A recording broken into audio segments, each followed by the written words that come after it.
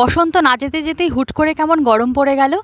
আর গরম মানে বীভৎস গরম, ঘরে তো টেকাই যাচ্ছে না। আর এর মধ্যে যদি হালকা পাতলা কিছু হয় তারও আবার টেস্টি সুস্বাদু ও একটু অন্যরকম, তাহলে তো কোনো কথাই নেই। পাবদা মাছ মানেই আমরা জানি সর্ষে পোস্ত, কিন্তু সর্ষে পোস্ত ছাড়াও এভাবে কালো জিরে দিয়ে পাতলা ধনেপাতা ছড়িয়ে লঙ্কা চিরে ঝোল কিন্তু অসাধারণ লাগে।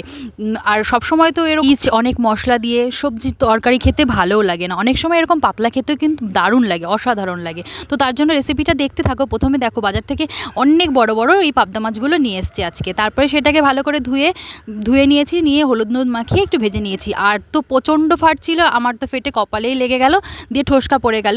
তারপরে সেটাকে ভেজে এবার অনেকগুলো কালো জিরে ফোড়ন দিয়ে তেলের মধ্যে আলুটা ভেজে লঙ্কা চেরাগুলো ভেজে দিয়ে তারপরে দিয়ে দিয়েছিলাম হলুদ লবণ পরিমাণ মতো, এবার জল দিয়ে তারপরে ফুটে উঠলে মাছগুলো দিয়ে নামিয়ে নিয়েছি আর গরম ভাতে সবাইকে সার্ভ করেছি। কেমন লাগলো ভিডিওটি অবশ্যই জানিও। টাটা।